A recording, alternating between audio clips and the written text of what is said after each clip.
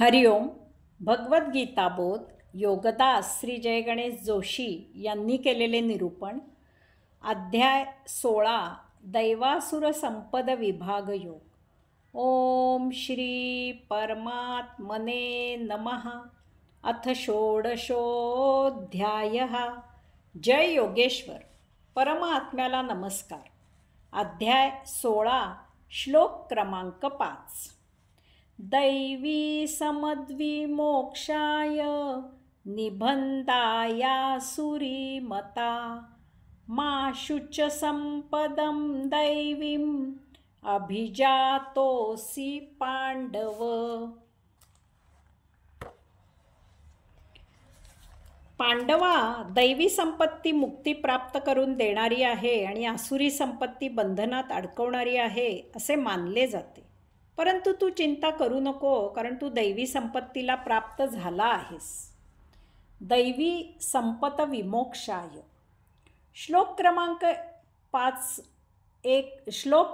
1, 2, 3 मध्ये भगवंत श्रींनी दैवी संपत्तीची 26 लक्षणे सांगितली. भयाचा संपूर्ण अभाव, परिपूर्ण सात्विक शुद्धी, ज्ञानयोगात स्थिरता, दान, दमन, यज्ञ, स्वचा अभ्यास, खडतर परिश्रम, स्वभावाची आणि वर्तणुकीची सरळता, अहिंसा, सत्य, क्रोध नसणे, त्याग, शांत स्वभाव, हलकी आणि दुष्ट बुद्धी नसणे, दया, भूतदया, निर्लोभी, सौजन्य, विनयशीलता, वैचारिक स्थिर बैठक, तेज, क्षमाशीलता, धैर्य, शुद्धी, वैरभाव नसणे, मानीपणाचा अभाव, ही अशी दैवी संपत्ती प्राप्त असलेल्यांची 26 लक्षणे आहेत. ही लक्षणे ज्याच्या ठिकाणी असतात तो स्वाभाविकच मुक्ती प्राप्त करतो, कारण ही लक्षणे मनुष्याचे संचित भोग उपभोगून संपुष्टात आणतात. एवढेच नव्हे तर असा मनुष्य आत्मब्रह्माला अपेक्षित असे पूर्ण शुद्ध आचरण करत असल्यामुळे त्याचे सद्यजन्मी भोग निर्माण होत नाही. त्यामुळे भोगांच्या संचितात भर होत नाही. तो भोगांपासून मुक्त होतो, अर्थातच त्याला मुक्ती प्राप्त होते. तो आत्मज्ञानी, कैवल्यधामी भगवंत श्रींच्या सेवेला रुजू होतो. निबंधाय असुरी मता. ह्या श्लोकामध्ये भगवंत श्रींनी आसुरी संपत्तीची 6 लक्षणे सांगितली. ढोंगीपणा, मिथ्या, घमेंडखोरपणा, अहंता, क्रोध, कठोरता तसेच अज्ञान ही आसुरी संपत्ती प्राप्त झालेल्यांची 6 लक्षणे आहेत. ही लक्षणे ज्याच्या ठिकाणी असतात तो अर्थातच भोगमायेत गुंतून राहतो.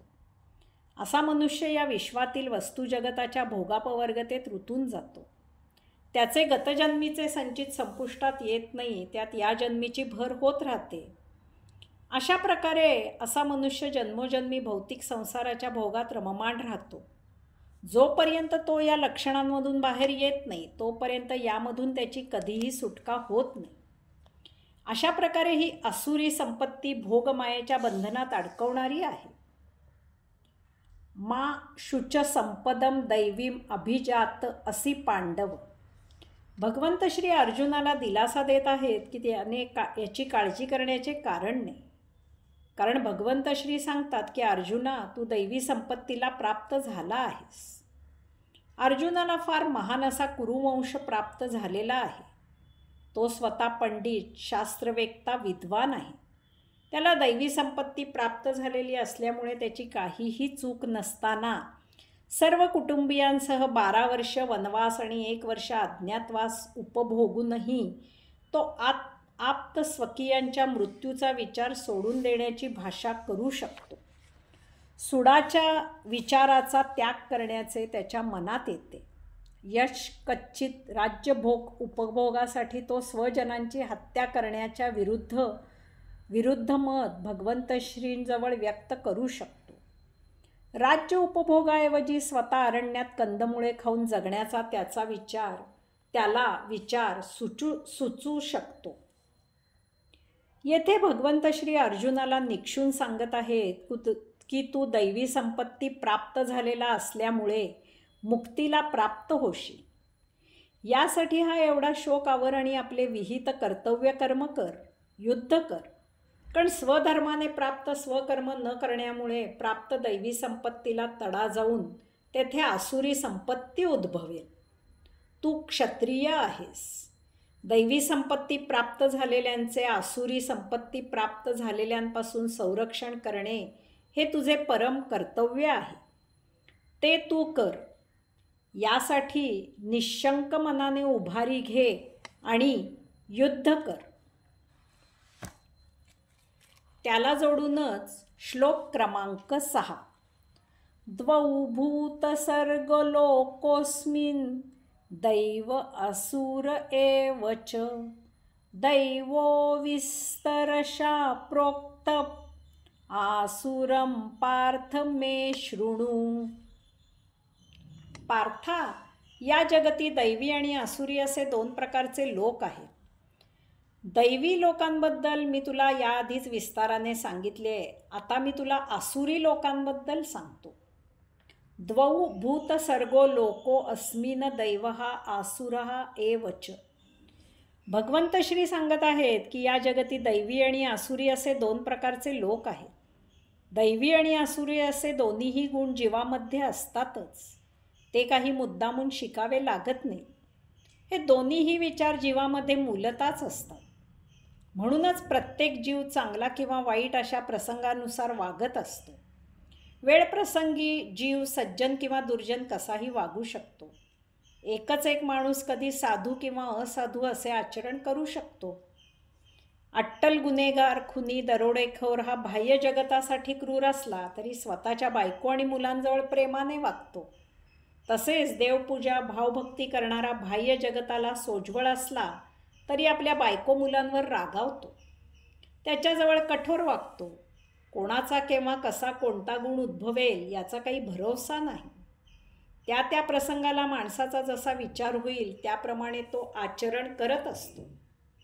दैवी आणि आसुरी या दोन्ही वृत्तींना एकच एक आत्मचेतना उत्तेजित करायला कारणीभूत होत असते. सज्जन आणि दुर्जन अशा दोन्हीही वृत्ती एकाच ऊर्जेमुळे चेतवल्या जातात. सुरीने भाजी कापता येते तसेच एखाद्याची मानही कापली जाते.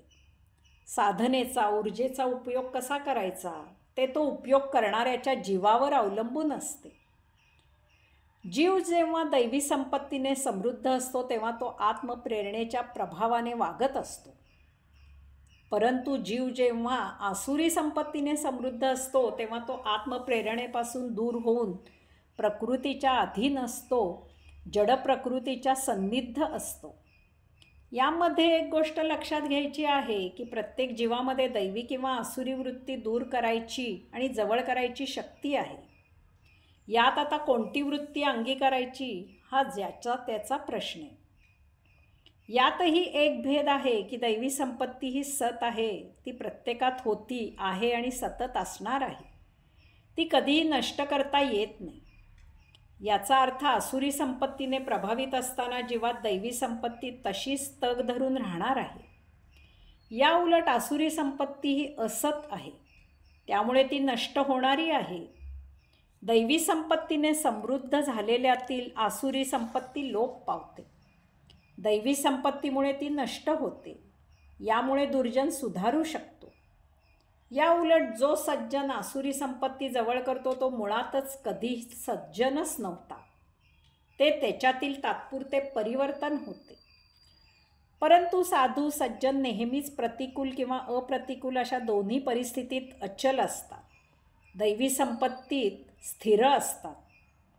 परमात्म्याला सन्मुख असणारा, अध्यात्म योग साधना करणारा, सत्संग करणारा हा दैवी संपत्तीने समृद्ध असतो. त्याचा स्वभाव दैवी विचाराने भारावला जातो. त्याला आत्मज्ञान होते. अशाचा स्वभाव बदलून जातो. तो यथाकालावधी आसुरी संपत्तीचा त्याग करतो. तो रिपू जिंकतो आणि स्वभावताच कायमकरिता आसुरी संपत्तीपासून दूर होतो. मग प्रसंग कोणताही असला तरी त्याच्या दैवी वृत्तीत बदल होत नाही. एकदा ज्ञानाने दैवी संपत्तीची गोडी लागली की मग कोणतीही लोभे प्रलोभने त्याला आसुरी संपत्तीकडे आकृष्ट करू शकत नाही. प्रत्येक जीवात असलेल्या दैवी आणि आसुरी संपत्तीमध्ये एक मूलभूत फरक आहे आणि तो मोठा लक्षात ठेवण्यासारखा आहे. दैवी संपत्तीमुळे केलेले आचरण नेहमीच जीवाला आनंद देते, त्याला जीवन जगायला ते प्रोत्साहित करते. कारण अशावेळी जीवात्म्याला अंतरात्मा आतून शाबासकी देत असतो, आशीर्वाद देत असतो. असा जीव जीवनाचा निर्लेप आणि निर्भेळ आनंद घेतो. परंतु आसुरी संपत्तीमुळे केलेले आचरण जीवाला सतत एक प्रकारची आतून टोचणी देत असते. आसुरी वृत्ती जीवाला आतून नेहमीच दबावाच्या, ओझ्याच्या वातावरणात ठेवते. कोणी कितीही निगरगट्टा असला तरीही त्याच्या हातून दुष्कृत्य झाले की तो मनातून बैचेन होतो, उदास होतो. तो ते दुष्कृत्य विसरू शकत नाही. स्वतःच्या मानसिक दबावाखाली तो वावरत असतो. यामधून मानसिक आजार उद्भवतात, कारण अशा जीवाला त्याचाच अंतरात्मा नेहमी त्या कृत्याविरुद्ध चेतना देत असतो, विरोध करत असतो. याचा अर्थ दुर्जन नेहमीच आत्मप्रवाहाच्या विरुद्ध धावत असतो. त्यामुळे त्याची पूर्ती दमछाक होते. आता यावरून ज्याचा त्याने विचार करावा आणि आपण कोणती संपत्ती जवळ करून समृद्ध व्हावे हे ठरवावे. दैवः विस्तरशः प्रोक्तः आसुरम पार्थ मे शृणु. भगवंत श्री सांगत आहेत की दैवी लोकांबद्दल मी तुला याआधीच विस्ताराने सांगितले आहे.